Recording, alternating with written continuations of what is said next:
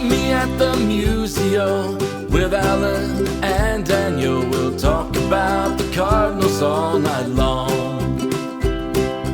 Everyone come gather round, listen to your favorite sound. We'll talk about the Cardinals all night long. We'll talk the games and all the rest, about the team that we love best. We'll talk about the Cardinals all night long.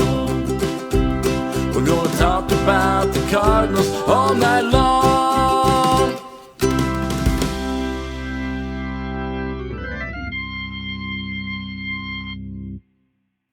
Good evening and welcome into another edition of Meet Me at Musial. I'm your host, Daniel Shoptaw at C70. We've got a little bit of talk with Alan Medlock at the end of the show. We got him back this week after a week off to talk about Tulsa Hale, and we'll look forward to that. But in the co-pilot seat tonight, we have Nate Heilinger from Talking About Birds. Ben was supposed to join us, but he's too busy doing whatever Ben does. I get a little concerned. I mean, he's a Colorado guy. You just really, if you're not keeping an eye on him, I feel like trouble can happen.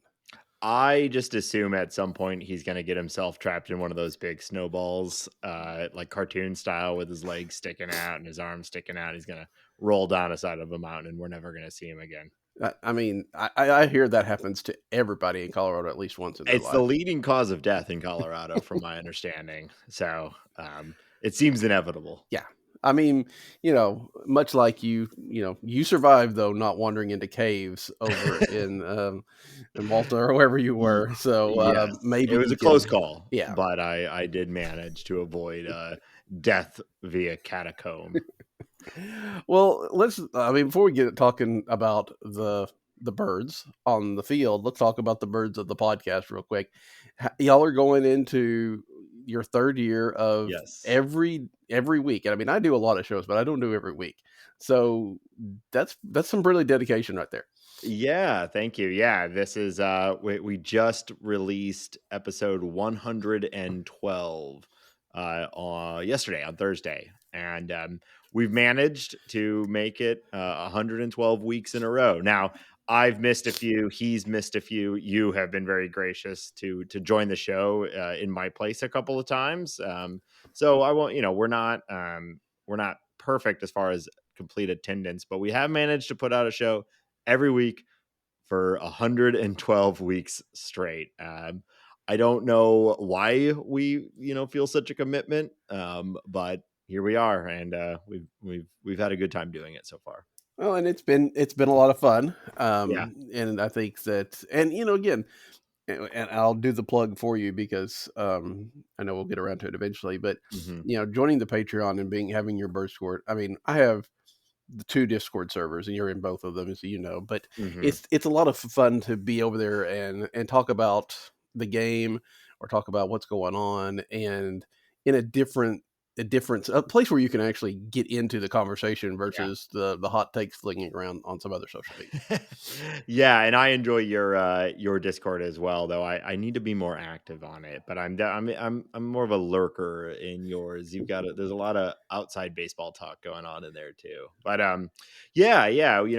we've had a really great time sort of building our own little community, and obviously we're all on the major social medias, X or whatever. But I like to consider myself a pretty optimistic Cardinal fan, and it is hard to be that way on those sorts of platforms. And I can have critical conversations, and I can be frustrated as well. But I find like a lot of those platforms, you're just putting stuff out and you're not really getting much back, or you're just getting in like troll conversations. And so having these like smaller, sort of communities of people that you can actually engage with and talk about baseball, Cardinals, or whatever, I think has been the way to go. Yeah. Well, and if you're listening to this and you're interested, you join the Patreon with them for as little as $2 a month. And it's worth it for the bird squad at least. And or you can join ours for free, but it's probably not worth it. Well, hey, well, why not both? And And I that's fair. appreciate that. But I'd say check out the show, and if Yeah. you enjoy the show, if you're not listening to that, I'd say do that first, and then if you feel like it's your speed, we'd love to have you. Yep. Yeah, it's fun. It is a good alternative, and because this Cardinal team gives us a lot of things to be a little bit concerned about, right? I mean, in a thing that is going to, I mean, we do have to try to I don't want to say him and Hall run. We want to discuss this in a mature way, and this Right. Cardinal offense has not been what we thought it would be. Here we are, 5 innings into tonight's game, and they've got 2 hits. And a team that seems to max out at 3 runs a game at the most. Yes. What is going on here? Yeah, it's been interesting because in a lot of ways this team has been a lot more fun to watch than last year. I've been finding myself really enjoying watching baseball this year. And that's a low bar to climb for me. I just love watching baseball, but I think we all know last year and how even just like right out of the gates, it just felt bad.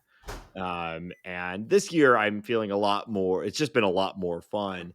But it has kind of been the opposite from what we were expecting, right? We've all been rightfully concerned about the starting pitching, and figured, well, the offense should be good. And outside of a few hiccups, and there's still some concern on the starting pitching, it's been fine, and the bullpen's been fantastic, and it's been the offense that has been really the struggle. And I'd love to just chalk it all up to small sample sizes. It's like it's the guys with the biggest track records that are having the struggles, whether it's Goldschmidt or Arenado. You'd like to think, well, Goldschmidt's always been a slow starter, which is true. But I don't know. He's also 36. Yep. Was last year the like just fluke like everything else was for the Cardinals last year, or was last year the first step in real decline, which would be normal for a guy his age? Winning an MVP at his age was relatively unheard of. So it's actually pretty normal for a guy to be declining at 36 years old. It just it feels bad. And then Arenado, that's a whole other thing. I he's hitting for average, but where's the power been? It kind of feels like there's been a power outage for the entire team, going back all the way through spring training even. Yeah. I did something. I went and pulled some numbers up, and I was going to write something at the Substack, and I didn't get around to it. But I kind of looked over the first roughly 80 plate appearances, which is where Goldschmidt is now, since he became a Cardinal, not counting 2020 because that just didn't feel right, given Sure. how weird that Yeah. was, especially for the Cardinals. And this really is the worst that we've seen him. I mean, it's the only time he's been hitting under 200. Only one other time had he not hit. He didn't hit a home run, I think, in those first 80 of the 2019, 20 maybe, but he was hitting like almost 300 at the time. It really does feel like this is something, it's a bit of a decline, and it was something that is a little bit surprising because I think, and I may be wrong because we see a lot of these guys in a lot of these clips, but didn't we see a clip of him at like Driveline or one of those places this off season, Yes. working on some stuff, and it doesn't seem to have translated, at least not yet. Well, and if I remember correctly, we got that also before last year too. Yeah. In the puck bat was sort of the big thing, right? I think that was before his MVP year. Was that okay? Yeah, because there was a whole lot of, hey, everybody wants to do the puck back because it's working. I think if it had been last year, everybody's like, no, normal bats, that's okay. Yeah, I love the idea that this thing that's been going on for 100 years, you just reshape the knob a little bit, and that's going to unlock everything. But I don't know. But yeah, we got a lot of Driveline footage this season, which was fun. maybe Driveline isn't this magic, spell that just fixes everybody. Um, but I mean, he's gotten a little unlucky from some of his underlying numbers. So the Yeah. surface stats should be a little better than they are, but not a lot. And it is pretty alarming. The nice thing is at least that he's drawing walks like he always has. That's pretty normal. But his strikeout rate is up. Hard contact is low. Yeah, it's not great. Uh, Especially after that opening day. Yeah. It was like, hell yeah, here we go, MVP again, and then here we are. Yeah, that was the only offense they had. But yeah, it was like, okay, well, at least we can count on Goldschmidt and Yeah, and not so much. Yeah, I mean, Jeff Jones wrote an article this week about it, and I've forgotten the exact numbers, but it was something like, he has yet to get a hit on a slider or anything of that Mhm. nature. And it's a little bit, yeah. I mean, this becomes the longer this goes on, and again, we're 2 weeks into the season. By October we may have forgotten all about this. Maybe he has kicked it into Yeah. that second gear or something like that. But I think the longer this goes, the decision on both parts, him and the Cardinals, not to pursue an extension this spring is going to make for a very interesting conversation come October, Yeah. and what the Cardinals should do, what the Cardinals will do, given their track record with guys like Goldschmidt. Ah, man, Daniel, I'm not emotionally ready to talk about Paul Goldschmidt leaving the Cardinals. Intellectually, I think there's a lot of different arguments can be made, but I don't know that I'm ready for that. But when you pull up his Baseball Savant page, it's almost exclusively a lot of blue, except Yeah. for his walk rate. And yeah, I mean, if I must talk about it, there's a pretty logical argument for if Goldie has a down year, let him walk, and you've got uh, a number of guys that Mm-hmm. would fit right in at first base and uh, immediately improve outfield defense. Likely, whether it's Jordan Walker or Alec Burleson or even moving Gorman over. He's fine at second base, but I'm sure he'd be fine at first base too. So there's a lot of guys that could fill that spot, but I'm not ready for that yet. This is 80 at bats in a likely Hall of Famer's Mm-hmm. career, Yeah. but it is that age, Yeah. 80 at bats when he's 32, you're like, whatever. 80 at bats at 36, the start of the season, spring training, everything that it was, and last year Right. being a bit of a down year as well, though still a fine year for most people. It this might be, we might look back and say, yeah, this was the year that Yeah. the decline really set in. Yeah, and hopefully not. But you're right. That's the discussion to table, but something just to kind of keep that back of the mind as we go through the season as well.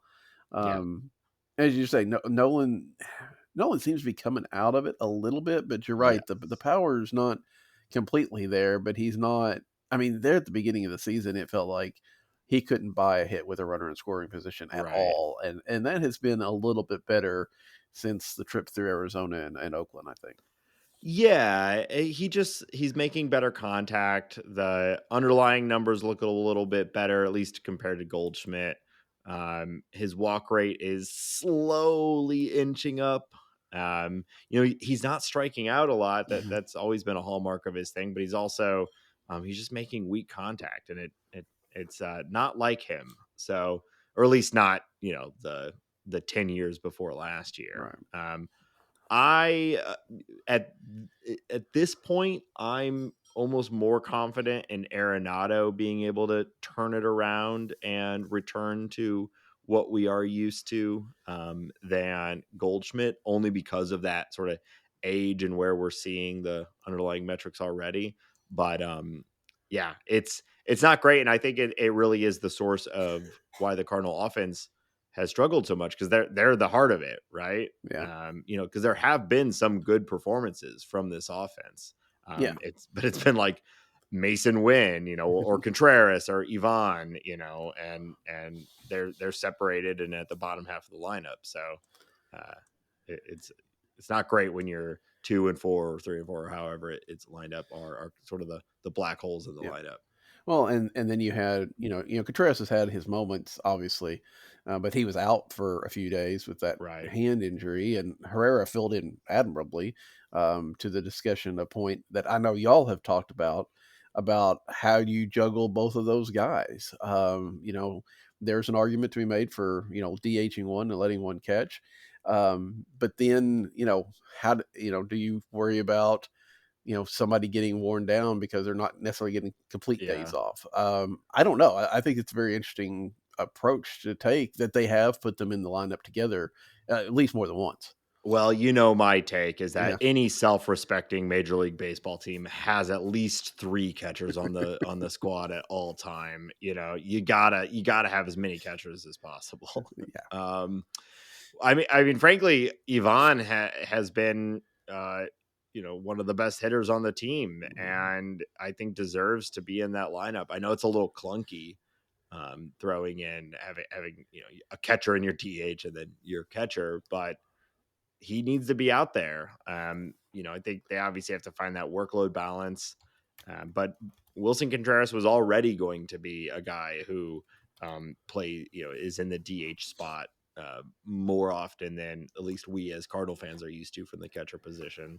And I think it's great that we have that, Ivan has really had this breakout, at least again, in this small sample size, but this also carries back to last year. And it wasn't that long ago that he was, a pretty highly touted prospect. So I don't think this is coming out of nowhere, and I don't think there's any reason not to believe it. The underlying metrics support it. I mean, is he going to be this good all year? Probably not, but I think he's a really good hitter, and I think he needs to be in the lineup. And when the Cardinals are struggling offensively, you got to have him out there, I think. Yeah, I think that's true. I mean, he definitely had a great winter in the winter leagues. So that really carried over and had a good spring. And so I agree. I think that you do have to, with the caveats of trying to make sure that, everybody gets some rest and things of that nature. But I don't know. That's the, if you knew this was coming, they probably don't get Wilson Contreras, right? Right. I mean, yeah. I think it would have been very interesting to see them go into last year with Herrera and Kisner and see what happened. It may have been an abject failure. I don't know, but it would have been interesting. Yeah, that's that's what we as fans get to do, right? Is to think to just talk about how different it might have been. Because who knows, right? Like, player development is so strange and is not linear, right? So if they don't get Contreras and then we start the season with Kisner and Herrera, maybe Herrera as the backup rather than getting to play every day at Memphis, hurts the development, and he doesn't come up later in the year and mash like he does. Who knows, right? But yeah, it does feel a little weird when you're looking down the barrel of this 4 more years of this catcher contract, and then you also have this young guy breaking out at the major league level and feeling a little stymied for at bats. Feels like, how did we get here where we felt like we were going into 2023 with no catchers, and now here we are just a couple weeks into 2024 feeling like, well, shit, we have to DH one of our catchers. It's the only thing that makes sense. We need 3 catchers. You gotta have 4 catchers maybe. Yeah. Well, I mean, you can make the whole team out of catchers all the way down. Right.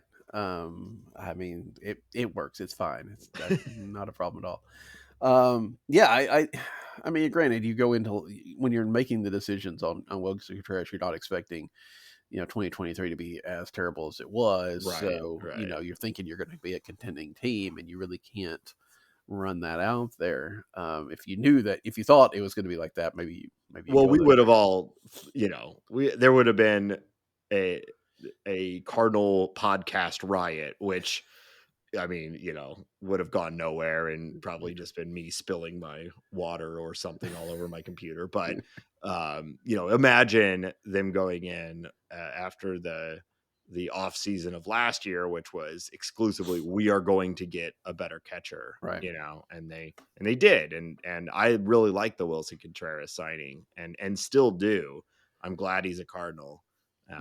But yeah, if you could somehow predict that both 2023 would go poorly and Ivan would break out and seem to be a legitimate major league catcher, we'll see where he ultimately lands as far as his actual, long-term value. But he certainly has proven that he deserves to be playing at this level. If we knew all those things, you'd say, well, go spend the money elsewhere. We don't need a catcher. Yeah.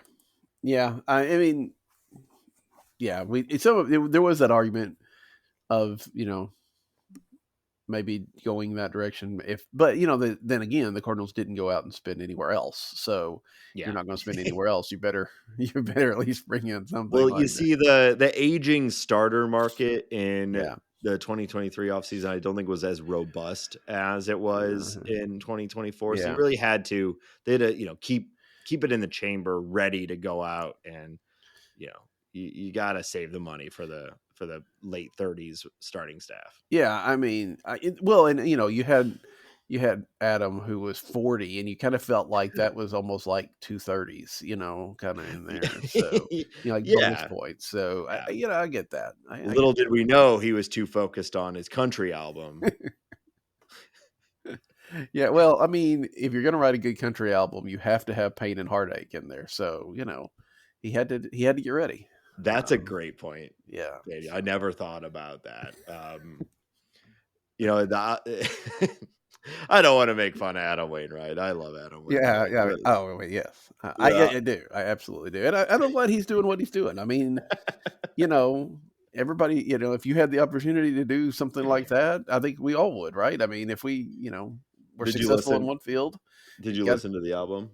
I have the 3 songs, and I don't listen to country music, but I do have the 3 songs that he released from the concert at the end of the year. Okay. And I enjoyed those. Yeah. I have not listened to the rest of it. But I'm not a music aficionado like you and Ben. Oh, so, sure. Yeah. I mean, I can't break it down like y'all do. So. I'm glad that he is, I'm glad he's having fun. Right. Yeah. And I think, and again, it's Adam Wainwright. He's not doing this to make money, right? I mean, no, that's for sure. Right. That money's coming into him and going right back out for the most part. So that's something. So, we okay, now I gotta figure out where that rabbit hole gets. But anyway, and let's maybe we'll use this as a on ramp then to talk about the rotation. Though it hasn't, like you said, it hasn't been as bad as we thought. Now it's only 3 weeks. It's only been a couple starts for most of these guys, but I think we've been pleasantly surprised that it didn't just blow up, immediately collapse like 2020. Yeah, there are some things that are a little worrisome. Miles Michaelis. I would say Kyle Gibson, though. At least as we record right now, he's doing a pretty good job against the Brewers, and he's at least going deep into games, which is one of his things. But generally speaking, it's doing exactly what we had hoped. It's not, they're not going up there there's not gonna, outside of Sonny Gray, we're not gonna have any Cy Young competitors, but Lynn has been good. He's been fun to watch. Really bizarre 7-inning game the other day with only a single strikeout, but he got the job done. And so those guys are doing what they're supposed to do, and the bullpen's been fantastic, which was kind of part of the plan. And then Sonny Gray does look incredible right now. Right. We've been talking about it on the show where it's like, I can't think of the last time the Cardinals have had a starter that has looked as competent as him on the mound as, say, like a peak Wainwright, like 2019 almost. It's been a long time since we've had someone at that level. It's only been 2 starts. It's 10 innings or 11 innings or whatever. So, he's going to have his ups and downs, but it just looks good and it feels good. Yeah, probably best. I mean, you've got the second half of 19 for Flaherty, but right, and some of the Carlos Martinez years were usually, there's at least Yeah. one year in there that you had with Carlos. So, but you're right. I mean, it's been a long time since you've had a guy, and even Peak Wainwright, you knew he was going out there and he was going to put up zeros and stuff like that, but he was doing it differently than Sonny Right. Gray was going to do it. And I think that's what's intriguing as well, to bring a guy that has that strikeout capability and can be, a bona fide ace. Mhm. You're right. It's been a bit, and he and he stands out in this rotation. It really does. When you watch like a Michaelis start, and then a Lynn start, and then a Gibson start, and then a Gray start, it just feels like it's two different games. Yeah. You got these guys who are basically trying to trick the batter in every single moment, and then you've got Sonny Gray up there who's just overpowering, fooling everybody. It's fun. It's that's what, like, I've been thinking about this year, and I kind of said it already. And even though some of the results aren't quite there, definitely don't like being currently sitting under 500. But it's a more fun team to watch this year, and Sonny Gray has been a part of that. Yeah. And to go back to it, I mean, to the offense a little bit, it feels like if they could average, 4 runs a game instead of 3 runs a game, they might be in first place right now. Since there's only, a 3-game difference between them and the Brewers. Yeah. It could be real close, because there's a few of those games that another run or so might have made the difference. Right. But I don't know. I think it was somebody put up the stat earlier this week, and as far as I think it still holds, this Cardinals yet to win a game this year that hasn't had Ryan Helsley in it. And that can't continue, right? I mean, because they've used Helsley a lot more this year than in the past, in part because I think they trust him to go back-to-back days and stuff like that they didn't before. But yeah, you can't have him, throwing 80, 90 games. No. That's just not going to work well. No, I think the bullpen is a real strength of this team, but it will wear down. Mm-hmm. And with the way that the rotation is built, they're going to give up some runs, and so we need some of those 8-0 games, 9-3, whatever, so you can get Libby out there or whoever, and let them just pitch the last 3 innings of the game and get it done and save the bullpen. Yeah, but with the offense just not clicking like that, they just don't put up enough runs to pull out like that. And the only couple games we've had, and again, the pitching staff has kept them in there. There's only been the couple of games, the Marlins game and opening day probably, that were games that were quickly decided.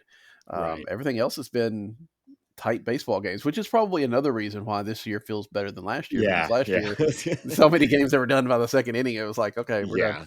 Yeah, that's a good point. It's more fun because we actually get to care about it deeper into the game than maybe we had in the years past. But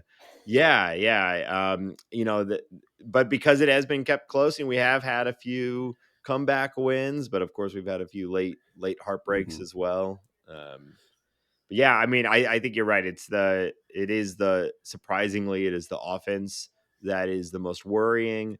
But that said, like, you could flip the perspective on that and say, well, that's the one thing that this team really should be good at. And so if the parts that we were really worried about are turning out okay, then you can see a world where it doesn't take too much of a switch for this team to suddenly start racking up wins. Because the pitching just stays what it's doing right now, or even regresses a little bit. But the offense turns into what we've all expected it. You really just need like 1 or 2 more of these guys to start hitting, whether it's Goldie and Arenado or Gorman or Walker. If just a couple of them can return to what we know they can be, I think you'll see the Cardinals start to put up wins, because everything else is working pretty well. Defense is looking good. We haven't talked about that. It's really just hitting right now, which should be the thing that they're the best at. So, we could see some positive regression here, and feel a lot better about the team soon. Hopefully so. As we're talking here, just a few minutes prior, Nolan Gorman strikes out with the bases loaded, and it really does feel like he had the 2 home run game, but that's, I mean, as beyond Goldie and Arenado too, that's what they're missing to some degree. Is Uh-huh. not even the overall package, but just the power that he provides hasn't been there. Yeah. And if he could ever get on track, that could carry the team. Yeah, he's a streaky player. He was last year, and I think that's just part of his game. I was personally really hopeful because we saw him. His rookie year was 2022. It was a pretty good rookie year, and then 2023, he took a pretty big step forward. And I was looking to 2024 to see that, like, all right, this is the year that it all rounds out, and he becomes this sort of complete power hitting monster that I think we all know he can be. And again, he's at 76 plate appearances. Right.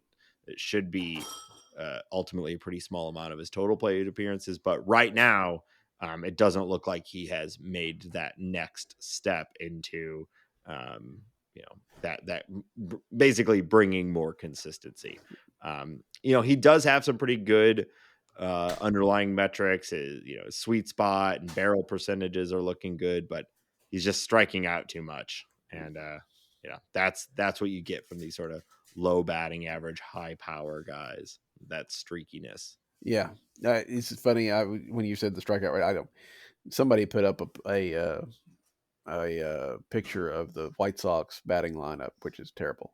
But Paul DeYoung's like the second best hitter on that team, right? And he's got it was like a 123 WRC plus or something of that nature, but his strikeout rate's at 40%, and it's like you just know that's not going to continue, and hopefully Gorman can kind of get that a little bit shaken out, because if it's at that high rate, I mean, boom or bust is one thing, but it's going to short circuit whatever kind of offense they're trying to put together. Yeah. He's currently sitting at 35.1%, which is too high, but with the way he hits the ball, he can be super successful at a 30% strikeout rate. That's still pretty high, obviously, but there's a lot of guys around the league that are carrying a 30% strikeout and doing a ton of damage when they do make contact. And I think that's what he profiles as. He's just not there right now. Yeah. His chase rate's pretty good though. So I don't know. We'll see. We'll see. I mean, you're right. I mean, if the underlying numbers are there, you would like to think that means it'll all get put together. Then again, there were a lot of underlying numbers on Alec Burleson over the last couple of years, and it hasn't translated into results yet. Now, I'm not saying that it won't, but I mean, it's kind of like that year. I kept telling Matt Carpenter that everything looked great, and then all of a sudden, boom, there it went. But sometimes I just wonder, everything looks great, but for some reason, flukes, odds, or just something, it just doesn't work. Well, that's the entire problem with the sort of the wish casting of underlying metrics, right? Like they do a good job of being, they're a better tool for predicting upcoming performance and telling you how what if a guy's approach has been good or consistent or whatever. But it's not a golden rule that if someone's barrel percentage or hard hit rate or whatever is really high, that doesn't necessarily mean it's always going to turn around and be some breakout. They may hit the ball really hard when they do make contact, but if they never make the adjustment to make more contact, they're going to sit in that world where everyone just screams their underlying metrics look great, but it's not going anywhere. There are guys who on both sides, they constantly underperform their underlying metrics and they constantly overperform those metrics. They're a useful tool, but it is not a golden predictor. Right. I mean, it can give you some hope. But doesn't mean that hope's going to be necessarily fulfilled. Yeah. The way I look at it is like when you look under the hood of these guys, you certainly hope that the underlying metrics look good. They back up, they support the fact that they have their approach is good or whatever. But they still gotta do it, still got to make that next step. It would be interesting if they had these metrics that we have now in the days of the Bohart, the Joe McEwings, the Stubby Clapp, even that, they come up and have that great couple of weeks, Jeremy Hazelbaker perhaps as well. Yeah. And, everybody kind of knows that it's not going to last, but to have the underlying numbers to say, no, this isn't going to last, or, hey, maybe there's something here, would have been interesting back then. Yeah. Yeah. Or like, there's guys nowadays too that like, I think of like a Lucan Baker, like when you look at his surface level stats, if that had happened even like 15 years ago, he'd be the starting first baseman on some team and everybody would have been losing their minds about his upcoming call up. The surface stats were insane. Moises Gomez, right? Like, holy hell, they hit 35 home runs in the minor, like, get them up here, and instead they just sort of bounce around in the minor leagues, because we can look under the hood a little bit and see like, okay, well, it's probably not going to actually happen at the major league level. Yeah, I do wonder how often. Yeah, I mean, just like the eye test got guys up that maybe they shouldn't have. I do wonder how often maybe some analytics have kept guys down that might have actually succeeded in the big leagues for whatever reason. I mean, not that obviously 95% of the time, probably those kind of metrics are making good decisions because otherwise they wouldn't use them. But you do wonder if there's some guy that in 10 years ago would have made it through and had a chance to make a career versus now they kind of shut it down. Yeah. Well, in the underlying metrics don't account for growth, right? They just tell you what you did do. That's why they're not actually predictive stats. They're helpful, but they aren't really predictive because they don't take into account that these are humans who make changes and can learn and can grow and whatnot. Every year, that's part of the fun, is that there's breakouts that no one saw coming, or there's collapses that no one saw coming, and it's because something changed outside of just the plate approach or whatever that they'd taken in years before. Yeah. Well, those collapses are a lot more fun when they're not on your team, but yeah, I get the point. So, yeah, I guess I shouldn't say it's fun when other people, when they collapse, but the breakouts, that's the fun stuff. A number of shows ago, it's probably been a year or so now, that y'all had your discussion about who is your spark bird, the person that got you into Cardinal baseball or whatever the case may be. I want to twist that just a little bit though and ask you, who would be your current spark bird? Who's on this team that gets you the most excited right now? Yeah. So right now, as we sit on April 19th, it's got to be Masyn Winn. It's like, there's obviously the defense. Just watching that guy play, it's so much fun, and it does connect to when we talk about the idea of the spark bird. Who was your first Cardinal that really got you into the Cardinals and made you a fan? Mine was Ozzie Smith. Right. So I am a sucker for. I think there's probably most baseball fans, but I know I am particularly a huge sucker for a slick fielding shortstop. Brendan Ryan was one of my favorite Cardinals for a long time. I'm a sicko for it. And so you've got that. And then he's had an interesting offensive profile. He's never going to be a masher, but what he has shown is that with enough time at any level, he can match that level, and he can be competent offensively. And frankly, I wasn't expecting it already for him this year. I thought at best we'd have, maybe by the summer we'd start to see some offensive proficiency from Winn. But the fact that he's had such a good approach, and I know he's not hitting for a ton of, he hasn't hit a home run yet, but I'm not even worried about that.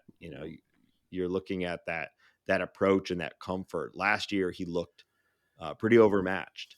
The defense was there immediately, but he looked pretty rough in the box. And this year, he looks like one of the most confident hitters. And those, I think the power is going to start coming. Again, I don't think he's going to, I'd be surprised if he ever hits more than 20 home runs in a season, but I wouldn't be surprised if he can get, high teens. And with that defense, I mean, that's an incredibly valuable player. So I think right now he's been, sort of my spark bird, the one I want to watch the most.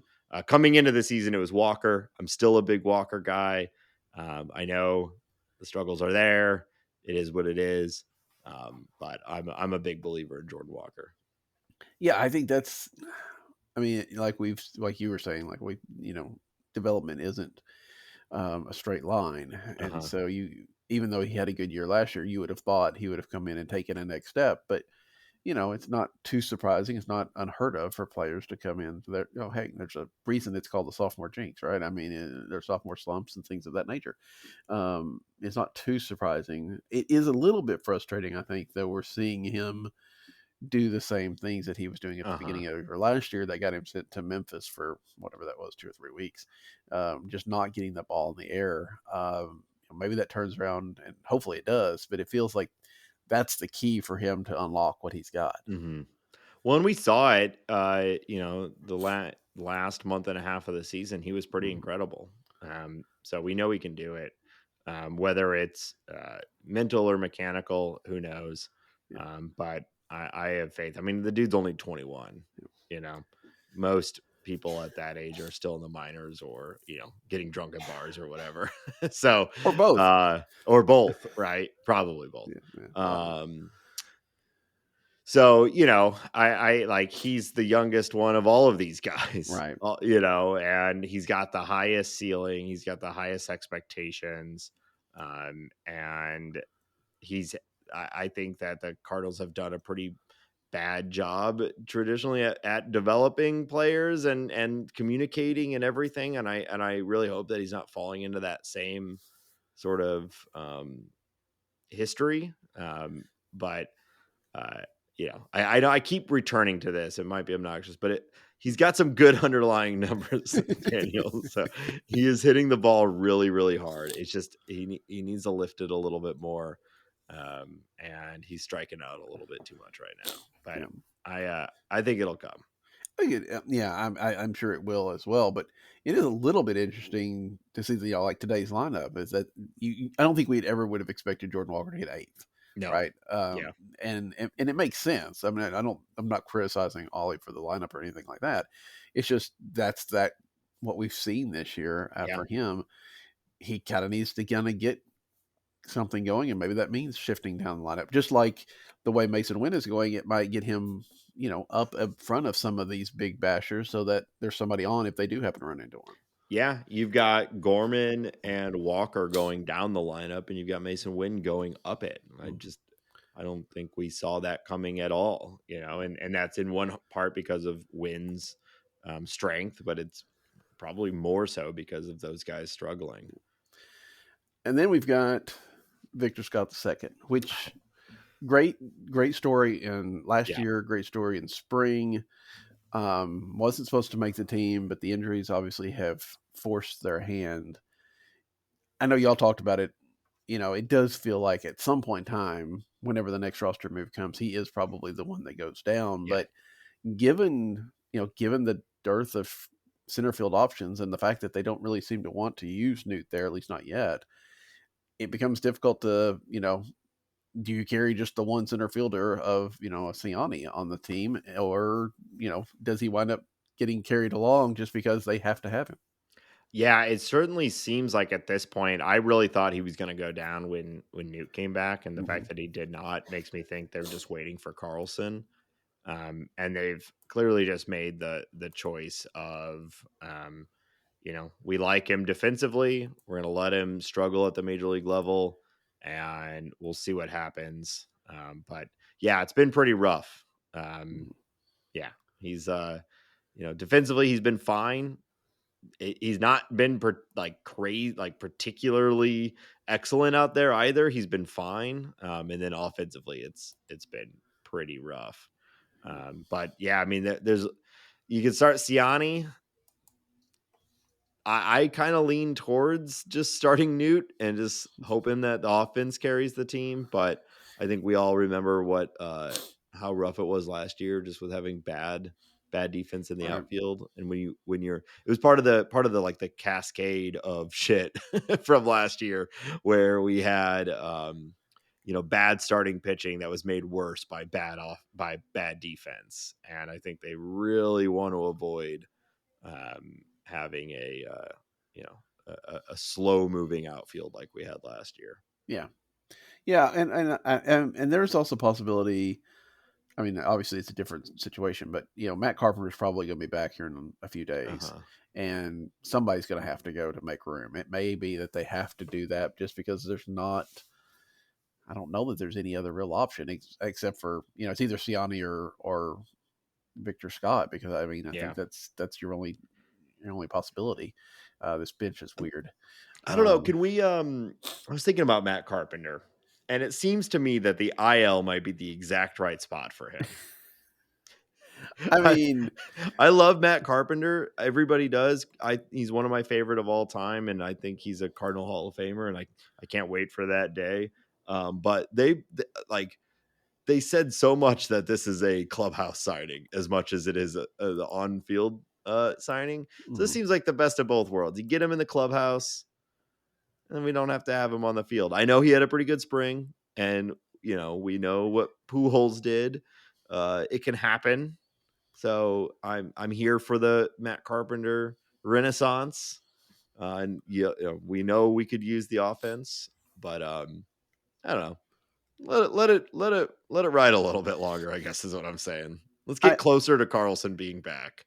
I don't know how you could keep a 300 hitter on the bench like that, but okay. I mean, yeah, I get it. You're right. I take it all back. Carpenter looked better in spring and looked better already than we expected him to look. I know. I'm just being mean. He had some of the best. He had some of the best. I mean, he only had 11 plate appearances before he went down, and to his credit, they were some of the better looking 11 plate appearances we had. Of course, I love the stat line of 300 300 300 of 300 average, 300 on base, and 300 slugging. That's a good one. I get it. Again, I think that what we saw, because we saw Carpenter play, but he didn't play like every day in spring, or he didn't start every game. It was limited. And I think that's what we're going to have to see from him going forward, right? Is pick your spots. He'll start a day here and there, but he's not going to be a guy that shouldn't be a guy that plays every day, even with the struggles that this offense has. I think my take on it has been, if Matt Carpenter is starting every day, there's something has gone horribly wrong. And unless again there's that unlikely chance of the comeback, the renaissance. But frankly, he, outside of an absolutely insane month or whatever with the Yankees, the unfortunate reality is that he hasn't really been a productive major league hitter in 5 years now. Right. Yeah. I mean, even with Pujols, you had some, he had some good numbers, and there were things you could point to. Right. Yeah. He was still good against lefties, and he's still Albert Pujols. Right. And, I guess it's going to be very interesting to see by the end of the year who was more important to this team, Matt Carpenter or Brandon Crawford. Because I sometimes forget what a combo. What a race to watch. It's much like the races, the foot races they used to have between Carpenter and Yachty. Exactly. Somebody has to win, but we all lose.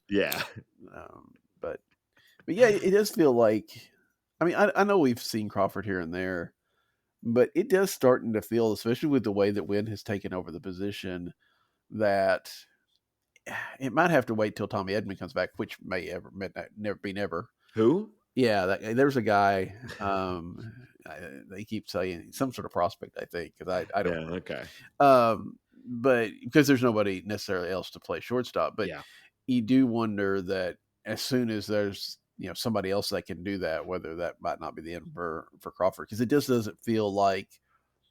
Of course, didn't really feel like he was necessary at the time, but Mm-hmm. for this idea that he was mentoring Masyn Winn and all that kind of stuff, I'm sure he still is. But as we've said, Yeah. Winn seems to be taken to it pretty well. Well, the bench has been pretty rough. I mean, the Mhm. offense in general, again, has not been great, Right. but the bench has been pretty rough, to the point where you're like, and Ali has been kind of doing this, where it's like, okay, what? I mean, who are we pinch hitting here for? Who? You Right. have the bases loaded, and you've got Victor Scott up there, but it's like, okay, well, I guess we'll throw Michael Ciani up there or Brandon Crawford. It's like, well, just let Victor Scott hit, I guess, Right. Right. And I think he's doing that in some regards to just, it's early, let the kids play, give them a clutch a clutch moment, maybe try to make something out of it. But also I think it's like, you don't have much better on the bench. And that is a lot because of the injuries that the team started out with, and that's the only reason Brandon Crawford's even on the team, is because of the injuries coming out of camp. And so I have said from the beginning, I'd be pretty surprised if Brandon Crawford ends the season on the team, or I should say, I'd be really surprised if both Matt Carpenter and Brandon Crawford are on the team at the end of the year. Yeah. Uh, Assuming the Cardinals are a competitive team all season. Right. And then if you think who's the most likely to go, assuming Edman is back and is healthy, I think it makes way more sense to let Crawford go. And I think the Cardinals will probably hold Carp just for a little longer, just for all the, salsa and what have you. Yeah. Although again, when you get to, if you get to, because I think we've seen with this injury situation, we don't really know what's going to happen. But if we get to where you have to have Carlson and Edmund both activated, you start running out of roster spots to Yeah. some degree, and Yeah. that it helps that you can use Herrera and not have to just stash him on the bench like you Right. would normally. But it's still there's only so many spots you could do. Yeah, or at what point do you turn to a Sajasi, Yeah. or another internal option that you maybe just want to see a little bit more of than giving those at bats to Crawford or Carpenter. Yeah, I haven't checked lately, but I noticed that JC was playing a little bit of shortstop in the minor leagues, and I'm sure that as that goes, and I think he's been off to a bit of a slow start at AAA, Yeah. but still, as he gets those reps, and if he starts to come around like he did last year, yeah, I think at some point in time he does force that equation and say, look, especially if the offense is struggling, it's like, we got to do something, and that'll give this team a boost, and this might be it. Yeah, I mean, it's only 13 plate appearances, but Brandon Crawford currently rocking an 11 WRC plus, negative .1 WAR.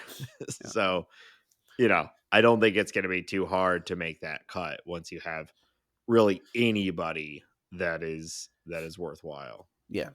I mean, and you're right. And unlike Carpenter, you don't have the sentimental attachments to it either. Yeah. So it's like this guy. Well, in Carp, you can always argue he's going to give you a good plate approach. Right.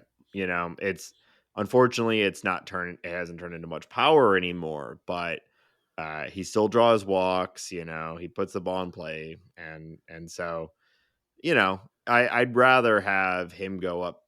I'd rather have him go up to bat than Crawford. And that's really what they're there for. I mean, look, Carpenter's got a 70 WRC plus over his 11 plate appearances. That's almost 7 times as better than Crawford. I mean, you can't argue with the math. Yeah, exactly. It's all there. That's right. So, all right. Well, is there anything that we haven't touched on over this last hour that you would like to over about this team? No, I guess I just want to say I've really enjoyed watching the new look bullpen. I think like the approach to the pitching staff, to the rotation, was really, really reliant on the bullpen working. And we saw them kind of do it in 2023, but I thought they really doubled down on an approach that we've seen other smart teams doing, which is instead of going out and paying for your Josh Haders and whatnot, even though we all thought that would be a lot of fun, they just stockpile these sort of high velocity strikeout, high potential, high risk but high potential guys, and just get as many of them as possible and just throw it out there and see what sticks. And so far it's been working. You've had the injuries. That's part of the problem with this role, but they had enough of them to where now we're looking at Kittredge, JoJo, Helsley, uh, Ryan Fernandez looks pretty good. Liberator has been pretty good in his role. It's working, and as those other guys get healthy, you could see where we have a little bit of flexibility in case one of these other big guys does get hurt. So it's the way the Dodgers do it. It's the way the Rays do it. And every year it tends to work for them. And I think it's working out in this very small sample size. It's working pretty well. Yeah, and the Cardinals still have some in the minor leagues as well Yeah. that they picked up this winter and didn't have room for. So that's great as well. I think it's interesting that we're recording this as the game's going on, and Ryan Fernandez just came in and got Rhys Hoskins to strike out to end the top of the eighth. It's very interesting to see how they're using him for the fact that they didn't use him at all, the first 5 or so days of the season, even though there were times where we thought, hey, he needs to get in there.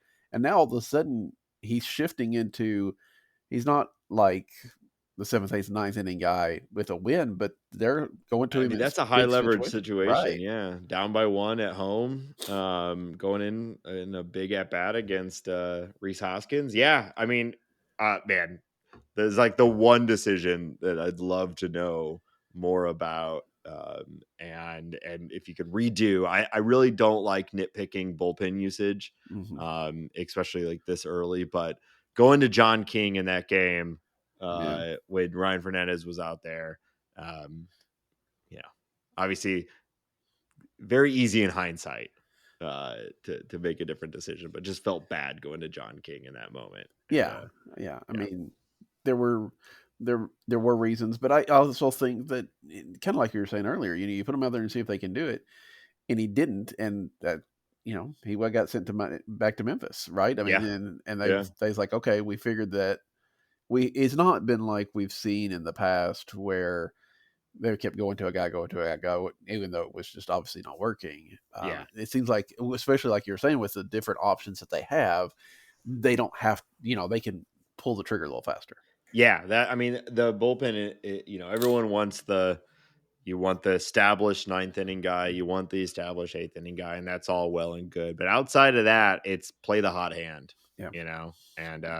and be quicker with your decision making. Again, that's what we've seen the other smart teams do, and it seems like that's what the Cardinals are doing now. And so far, so good. So that's been nice.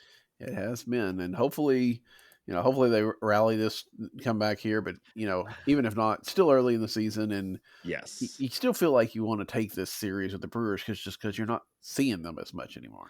Right, yeah, and the Cardinals so far are beating the bad teams and losing to the good teams, and it would be really nice to have a good sort of early season statement against a team that is playing pretty well.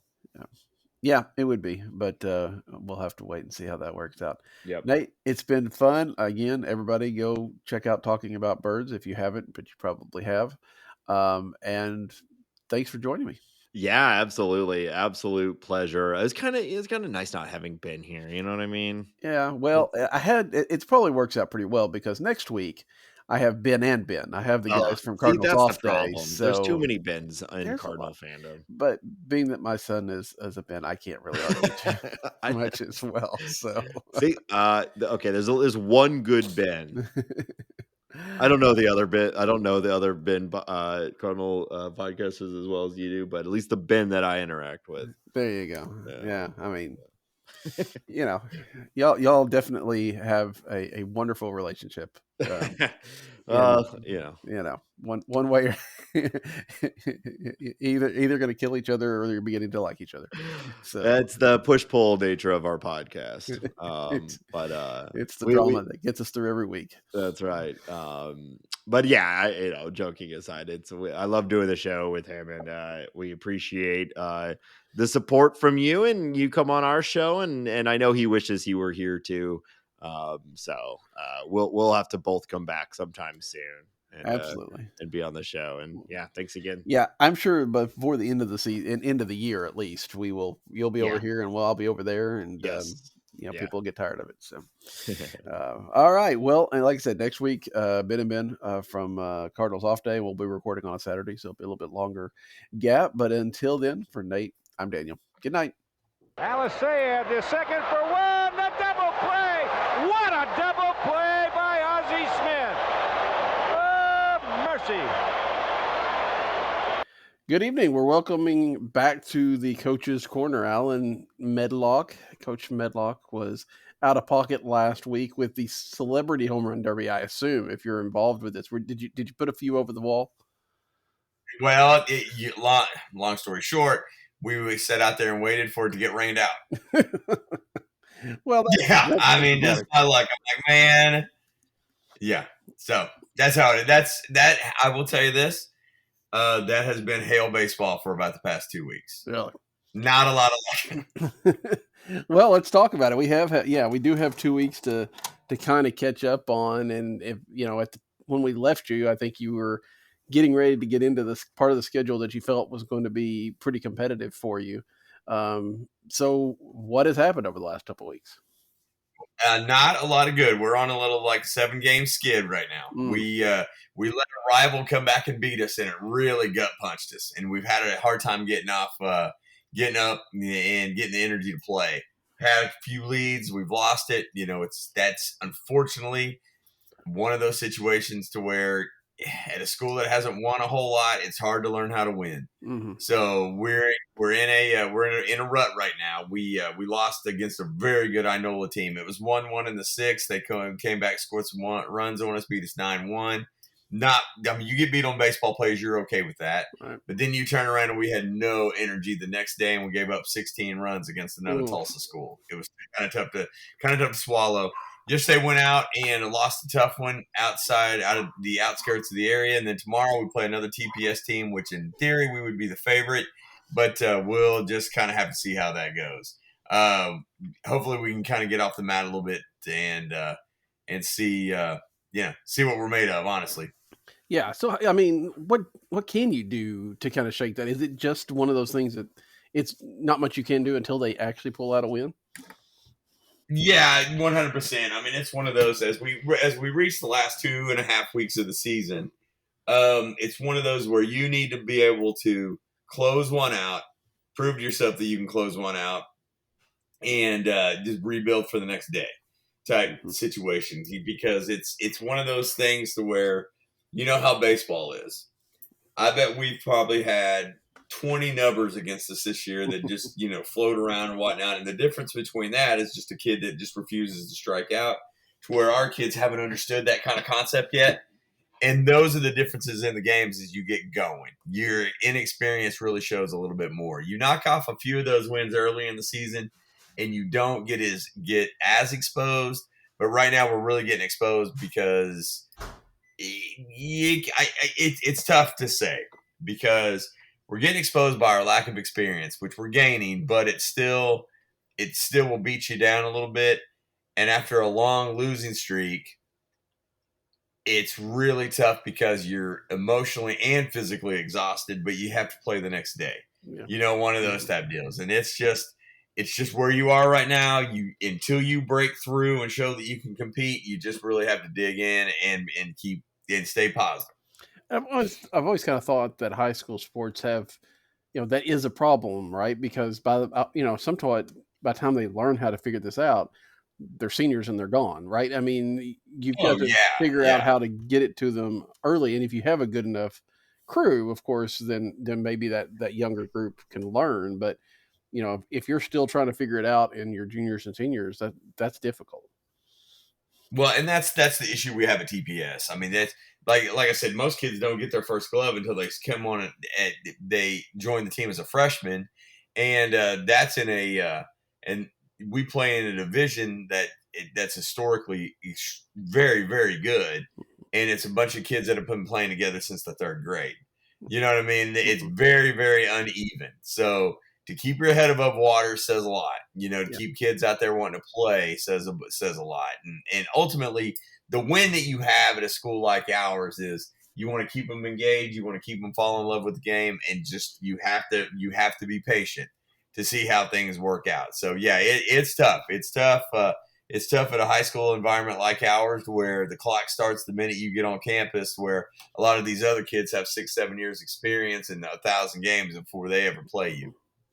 Yeah. Is that, I know I've seen, like here, Arkansas Tech, they made an impact with the youth baseball, and we've seen like quiz ball is a little bit different, but the quiz ball team at the high school, they've gotten it where they start that at 5th grade. I mean, is there any way for you to start, reaching that program, even if it's in partnership with somebody else, into getting these kids on the field a little faster? And my long-term plan involves a lot of that. And what we're trying to do is we're trying to reach that middle school. Mm-hmm. And we have a middle school right next to us. The problem turns into you don't have a stipend for a coach. Right.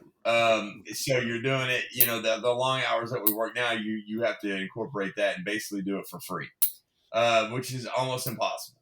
So what you want to do is you want to partner with some of the outskirt leagues, and just one of those things like it's one of those situations where it doesn't have to be any kind of competitive league. I just need a league where some of these kids can go and learn to play catch and maybe just scratch the surface of what the game can bring them and how much fun it could be. And that's basically where you want to start in the junior high. Now, there's a lot of talk right now that there is going to be some money we're going to be able to funnel to A, go coach a team ourselves, or B, find a guy that can go over there and coach for you instead of a parent that's doing it on volunteer, which in our district, honestly, that's a big problem. We don't have a lot of parental support, period, much less somebody that's willing to dedicate their time to go do that, to develop for a program that their kid may or may not go and play anyway. That's those are some of the things that are in the works. Now, we want to have like a clinic, maybe early summer, and bring some kids over and introduce them. Another thing we normally do is we go and walk the middle school, and we do it in jerseys and just kind of show the stuff that we have and the opportunities that you'll have and things like that, just to try to build some interest that way. But, basically it's all about you have to do that. You have to do it with the middle school kids, and then you have to have a little bit of interest from the parents. And yeah, we both know, and not to keep harping on that can be an issue. Yeah, especially with the kids that you're dealing with. That's hard. Are you seeing at least some of the kids still be motivated? And I don't want to say that in a negative way, but you're right. Oh. As a losing streak can take it out of you, but are there some that still are bringing the energy? Oh yeah. It's the ones at this point that feel it the hardest are the seniors whose clock's running out. Mm-hmm. You still have a good group of juniors and sophomores that kind of see like, hey, now this stuff is making some sense to us. Yeah. And I always tell them we have a low floor. You can't make these kind of mistakes over and over.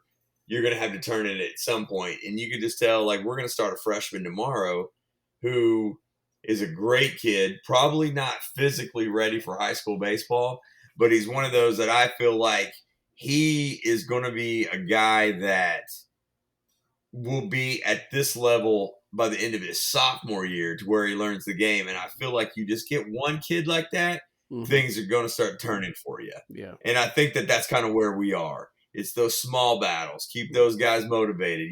Playing time is a big factor with some of the younger ones. And to start for a high school team our size is a big deal, and you get him motivated, get him playing. And I think that you can turn it around that way.